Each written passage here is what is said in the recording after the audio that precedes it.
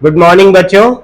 आज के इस क्लास में हम लोग इंडियन कॉन्स्टिट्यूशन के बारे में बात करने जा रहे हैं, यानी कि भारतीय संविधान के बारे में बात करने जा रहे हैं। ठीक है, कि भारत में संविधान किन परिस्थितियों में बना, भारत में संविधान बनाने की जो प्रक्रिया थी वो कैसी थी, कितना समय लगा, इसके लिए क्या क्या प्रोसेस अपनाया गया, कौन कौन सी समस्याएं आई और संविधान निर्माण करने के लिए, कॉन्स्टिट्यूशन बनाने के लिए विभिन्न प्रकार के जो कमेटियां गठित की गई थी वो कौन कौन से थी। इन सारी चीजों के बारे में हम लोग एक एक करके बात करेंगे। देखिए, सबसे पहले आप ये समझिए कि सेकेंड वर्ल्ड वार, ठीक है, सेकेंड वर्ल्ड वार, ठीक है, सेकेंड वर्ल्ड वार जो 1939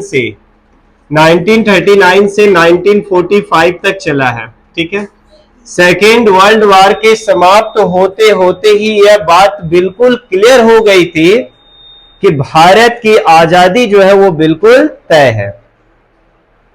अब वो आजादी आ जाए या आजादी हम लोग को एक महीना, एक साल या 2 साल के बाद मिले, लेकिन एक बात जो थी वो क्लियर हो गई थी कि हमारा देश जो है वो आजाद होने जा रहा था। ठीक है, तो चलिए, अच्छी बात है कि हमारा जो देश है वो आजाद होने जा रहा है। लेकिन जब देश आजाद होगा तो भारत में गवर्नेंस का फॉर्म कैसा होगा, गवर्नेंस किस प्रकार से चलेगी, किस रूल्स रेगुलेशन के अकॉर्डिंग यहां पे शासन होगा, इसके लिए आवश्यक थे किस चीज की, कॉन्स्टिट्यूशन की, संविधान की, है ना, कि संविधान की आवश्यकता थी। और इसीलिए हम लोग पूर्व से ही इस बात के लिए प्रयासरत थे कि हाँ, हम लोग अपना एक कॉन्स्टिट्यूशन बनाएंगे। ठीक है, हालांकि 1928 में, इसके पहले ही भारत में बहुत पहले 1928 में कॉन्स्टिट्यूशन का एक प्रारूप बनाने की कोशिश की गई थी, जिसे नाम दिया गया था नेहरू रिपोर्ट। ठीक है, 1928 ईस्वी में भी हम लोगों ने अपना कॉन्स्टिट्यूशन बनाने की कोशिश की थी, जिसे नाम दिया गया था नेहरू रिपोर्ट, और इसे तैयार किए थे मोतीलाल नेहरू और उनके टीम। नेहरू मतलब जवाहरलाल नेहरू नहीं, उनके पिताजी मोतीलाल नेहरू। ठीक है, ब्रिटिश ने भी हमारे ऊपर शासन करने के लिए टाइम टू टाइम कॉन्स्टिट्यूशन बनाए, रूल्स रेगुलेशन लेकर आए। उस रूल्स रेगुलेशन में लास्ट जो हम लोग कह सकते हैं वो क्या था, the government of India act, the government of India act. इसके पहले भी आए हैं, लेकिन लास्ट वाली की बात कर रहा हूं मैं, the government of India act 1935। ठीक है, the government of India act 1935 last ये आया, और इसके बाद का जो कॉन्स्टिट्यूशन बनेगा वो हमारा अपना खुद का होगा। ठीक है, तो चलिए देखते हैं कि जिस संविधान को आज हम लोग फॉलो कर रहे हैं, भारत के संविधान, जिसे माना जाता है कि दुनिया का लार्जेस्ट कॉन्स्टिट्यूशन है, दुनिया का हैंड रिटेन कॉन्स्टिट्यूशन है, मतलब हस्तलिखित है, हाथ से लिखा हुआ हमारा संविधान है, दुनिया का सबसे बड़ा, सबसे बेहतर संविधान की हम लोग बात करते हैं, गर्व करते हैं कि हमारा जो देश का संविधान है वो सबसे अच्छा है, सबसे बेहतर है। ठीक है, हम मानते हैं कि हमारा संविधान जो है वो रिजिड भी है, मतलब इसके जो प्रावधान है उसे आसानी से हम बदल नहीं सकते हैं, लेकिन इसमें बहुत सारे चेंजेस करने का, यानी कि अमेंडमेंट करने का भी प्रस्ताव है। आसानी से कोई कर नहीं सकता है, तो इसका मतलब ये नहीं कि जो संविधान बन गया उस संविधान को ही आज हम लोग फॉलो कर रहे हैं, उसमें किसी भी प्रकार का परिवर्तन नहीं किया जा सकता है। परिवर्तन किया जा सकता है, लेकिन उसका एक लॉफुल प्रोसेस है, विधिवत तरीका है, उसके तहत आज भी हम संविधान में हमारे देश में टाइम टू टाइम संशोधन होते रहते हैं, अमेंडमेंट होते रहते हैं। गर्व करते हैं हम लोग अपने संविधान पे। तो चलिए देखते हैं कि हमारा संविधान जो है वो बनने के लिए कहां से शुरू हुआ। तो इसकी जड़ों को यदि खोदने के लिए स्टार्ट करोगे तो आपको चलना होगा कहां पे, ब्रिटेन, यानी कि लंदन चलना होगा। ठीक है, तो चलिए सबसे पहले हम लोग देखते हैं कब, कि ब्रिटेन में 26 जुलाई 1945 ईस्वी को, ठीक है, 26 जुलाई 1945 यानी 1945 में ब्रिटेन में चुनाव हुआ। ठीक है, 1945 में क्या हुआ, ब्रिटेन में चुनाव हुआ, और वहां पे लेबर पार्टी, ठीक है, कौन सी पार्टी? Labour party. ठीक है, याद रखिएगा, ब्रिटेन की कौन सी पार्टी? Labour party. ठीक है, लेबर पार्टी की सरकार बनती है। और देखो कितना बड़ा संयोग है, अभी रिसेंटली इसी जुलाई में ब्रिटेन में फिर से चुनाव हुआ इंग्लैंड में, और वहां पे जो प्राइम मिनिस्टर बने हैं वो अभी फिर से लेबर पार्टी के ही बने हैं।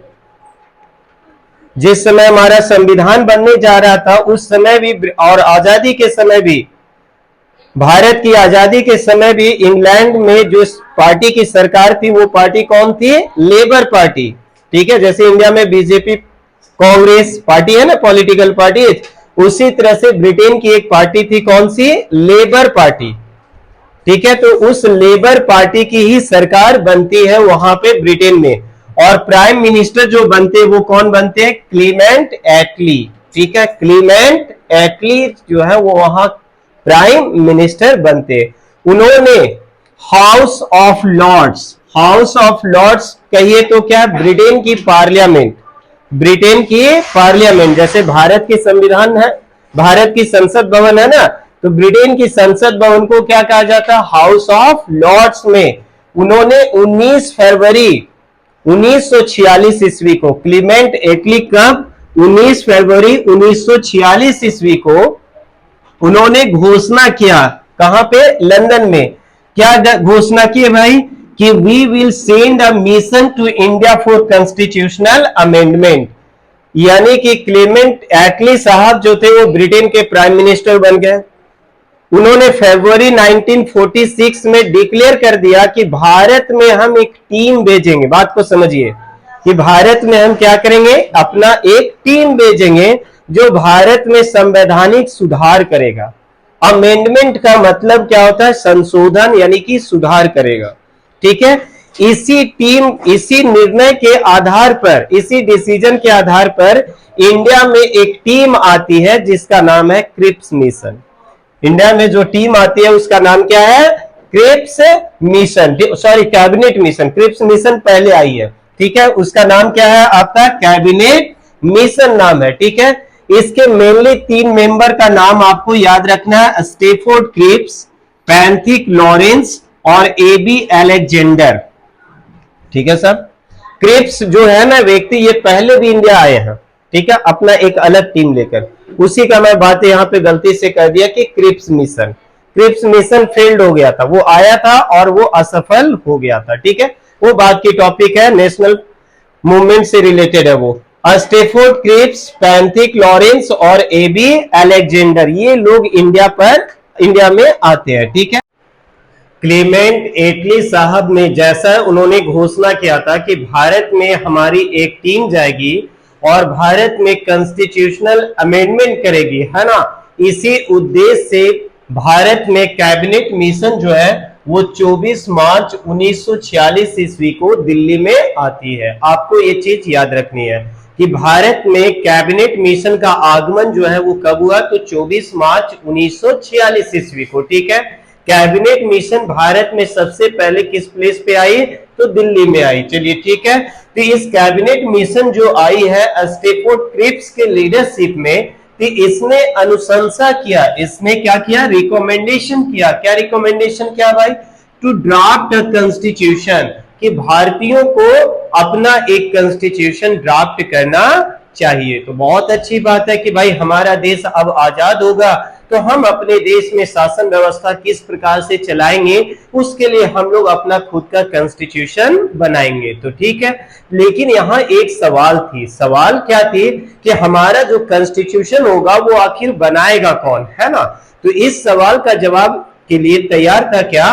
कि हमारे कॉन्स्टिट्यूशन को बनाने के लिए एक कॉन्स्टिट्यूएंट असेंबली का गठन किया जाएगा। चलिए, तो अब हम लोग देख रहे हैं कि किस प्रकार से कॉन्स्टिट्यूएंट असेंबली का गठन किया जाएगा। ठीक है, तो हमारे देश में जुलाई 1946 में, ठीक है, कब की बात हो रही है? जुलाई 1946 में कॉन्स्टिट्यूएंट असेंबली का गठन किया गया। ठीक है भैया, किस प्रकार से किया गया?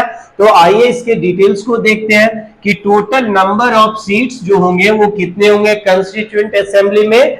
389 सीट्स, यानी कि 389 सीट होंगे इस टोटल कंस्टिट्यूएंट असेंबली में। और इस कंस्टिट्यूएंट असेंबली में 292 लोग जो मेंबर आएंगे वो ब्रिटिश प्रोविंसेस से आएंगे, यानी कि ब्रिटिश प्रांत से आएंगे। ठीक है, 4 जो आएंगे वो कहां से आएंगे, तो चीफ कमिश्नरी से आएंगे, और 93 जो है वो लोकल प्रोविंसेस से आएंगे। मतलब आपको लोकल प्रोविंसेस समझना होगा कि उस समय भी भारत में कुछ ऐसे राज्य थे जहां पे राजाओं का शासन था।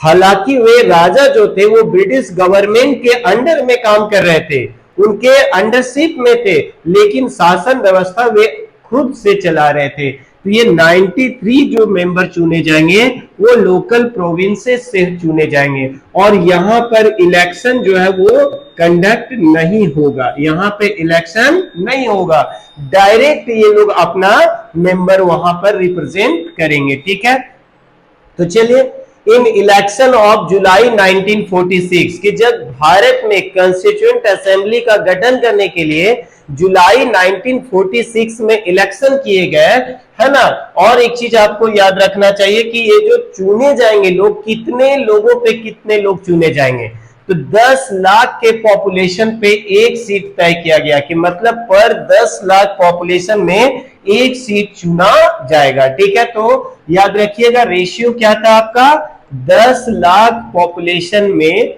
एक सीट तय किया गया। ठीक है, अभी हमने बताया था कि टोटल जो लोग होंगे वो कितने होंगे, 389, लेकिन इलेक्टेड जो होंगे वो कितने होंगे, 296। क्यों, तो मैंने बताया था कि जो 93 प्रोविंसेस है वहां पर इलेक्शन नहीं होगा। क्यों नहीं इलेक्शन होगा, वहां पे राजाओं का शासन है, वो अपना रिप्रेजेंटेटिव खुद से नॉमिनेट करके भेजेंगे, वहां पर इलेक्शन कराने की कोई आवश्यकता नहीं है। यानी कि इलेक्शन जो हुआ वो कितने सीटों के लिए हुआ, 296 सीट के लिए।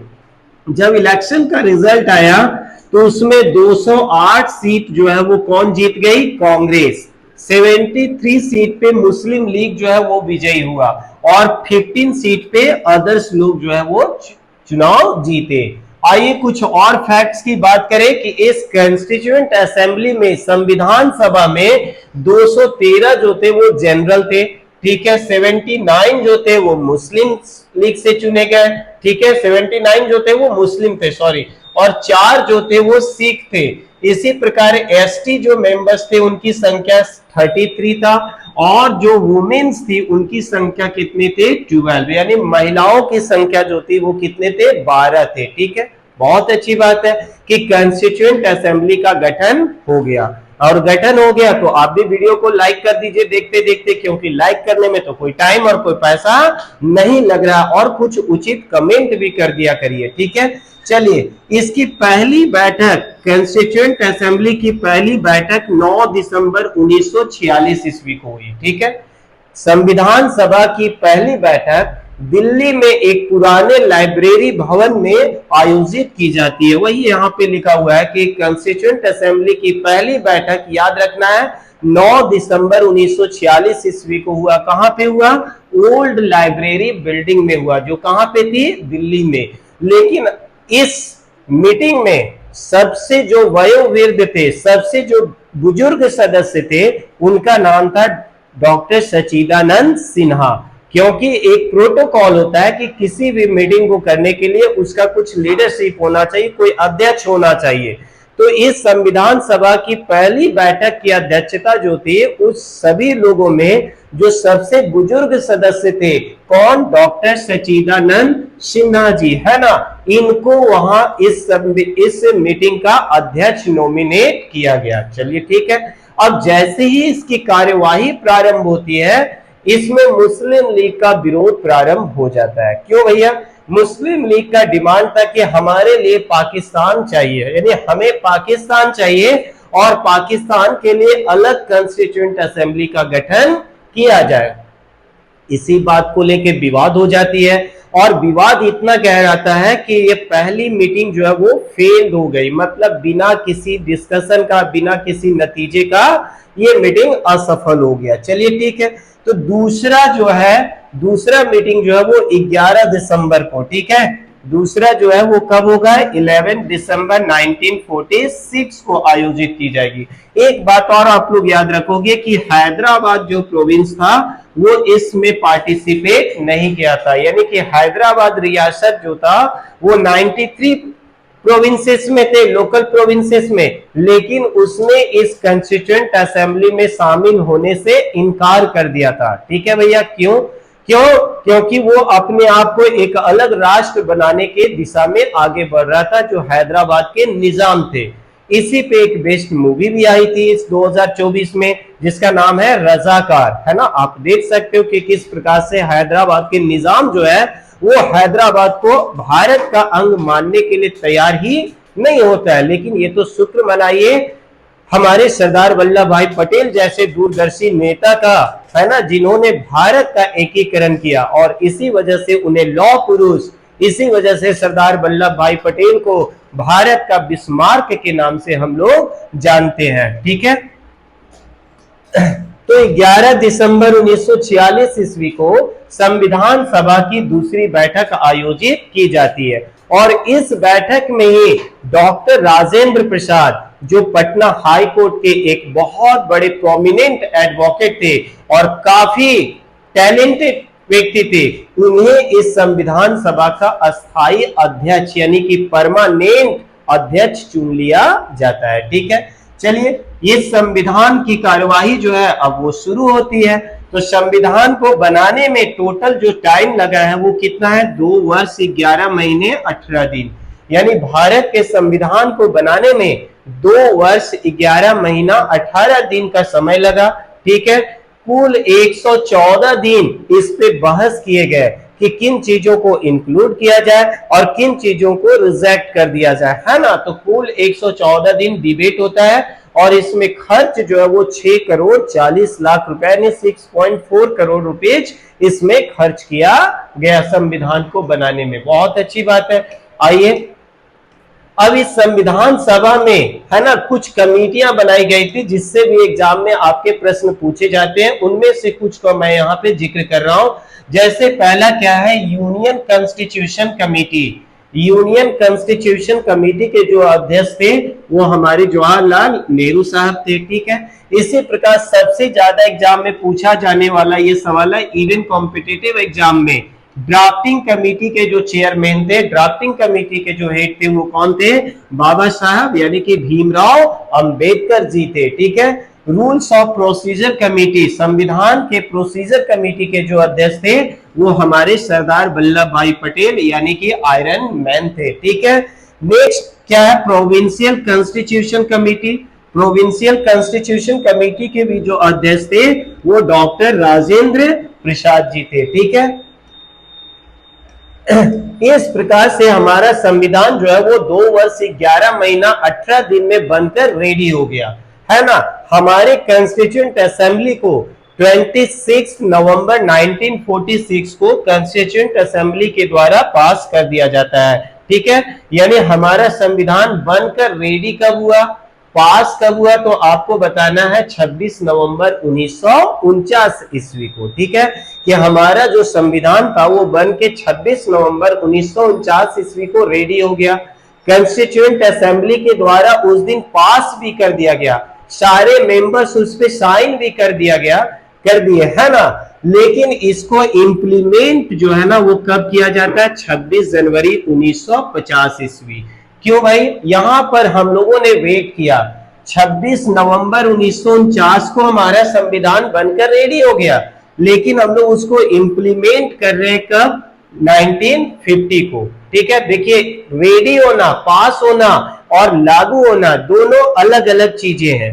ठीक है, जैसे मान लीजिए कि आपके स्कूल में सर ने क्या किया भाई, क्लास टीचर जो है वो एक नया रूटीन आपको लाकर डिक्लेयर कर दिया कि देखो आज से हमारा ये रूटीन बन गया है। ठीक है, तो ये रेडी हो गया आज के डेट में, लेकिन सर बोले कि ये रूटीन जो है वो अगस्त महीने से लागू होगा, तो बना तो वो रूटीन जुलाई में ही, पास हो गया जुलाई में ही प्रिंसिपल से कि आपके क्लास के लिए ये रूटीन होगा। ठीक है, लेकिन वो इंप्लीमेंट कब होगा, अगस्त से। तो याद रखिएगा इसी प्रकार से कि हमारा कॉन्स्टिट्यूशन रेडी कब हो गया, नवंबर में, पास कब हो गया? नवंबर में। लेकिन इंप्लीमेंट यहां कब होती है? तो 26 जनवरी 1950 से, और इसी दिन से हम लोग रिपब्लिक बनते हैं। ठीक है, हमारा देश जो है वो क्या बनता है? एक रिपब्लिक कंट्री बनता है। ठीक है, यानी कि भारत एक रिपब्लिक कंट्री कब बना है?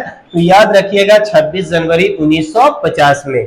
लेकिन आपके मन में एक सवाल आएगी, सवाल क्या आएगी कि जब हमारा कॉन्स्टिट्यूशन रेडी हो गया था, हमारा संविधान पास हो गया था, तो उसे इंप्लीमेंट करने में इतनी देरी क्यों की गई? तो इसके पीछे का कारण है, तो आपको कारण जानने के लिए थोड़ा बैक जाना होगा। 26 जनवरी 1930, 26 जनवरी 1930 को एक घटना घटी है। कहां पे? तो लाहौर में। कहां पे? लाहौर में रावी नदी के तट पे। ठीक है, रावी रिवर है, रावी नदी के तट पे जवाहरलाल नेहरू साहब ने तिरंगा फहराया था। ठीक है, बहुत अच्छी बात की भाई, तिरंगा फहराया तो। लेकिन इस दिन उन्होंने 26 जनवरी 1930 ईस्वी को लाहौर के रावी नदी के तट पे तिरंगा फहराकर भारत की आजादी की घोषणा की है कि यदि भैया अंग्रेज हमें आजाद नहीं कर रहे हैं, तो आज से हम लोग अपने आप को आजाद मानते हैं। और प्रत्येक वर्ष 26 जनवरी को हम लोग इंडिपेंडेंस डे मनाने के लिए प्रारंभ कर दिए। कब से? 1930 से 1947 तक हम लोग का जो आजादी का दिवस था वो 26 जनवरी था। लेकिन संयोग से भारत की आजादी जो है वो कब मिल जाती है? 15 अगस्त को। यानी भारत का इंडिपेंडेंस डे एक्चुअल जो है वो कौन सा बन गया? 15 अगस्त। लेकिन हम लोग 1930 से 1947 तक इंडिपेंडेंस डे मनाते कब आ रहे थे? 26 जनवरी को। इसलिए 26 जनवरी का डेट हमारा बेकार ना जाए, इस वजह से हम लोगों ने 2 महीने इंतजार किया कि संविधान को लागू करने के लिए। ठीक है, इसी वजह से हमारा संविधान बन के रेडी 26 नवंबर 1949 को भले हो गया, लेकिन हम लोगों ने उसे लागू कब किया? 26 जनवरी 1950 को, ताकि वो 26 जनवरी 1950, 26 जनवरी का जो डेट है वो हमारा महत्वपूर्ण बना रहे, उसका इंपॉर्टेंस बना रहे। कोई प्रॉब्लम नहीं। चलिए, तो धन्यवाद। यदि वीडियो को वाकई में अच्छा लगा हो तो लाइक करिए, अपने दोस्तों के साथ शेयर करिए, और चैनल को सब्सक्राइब नहीं किया हो तो सब्सक्राइब भी कर दीजिए। धन्यवाद।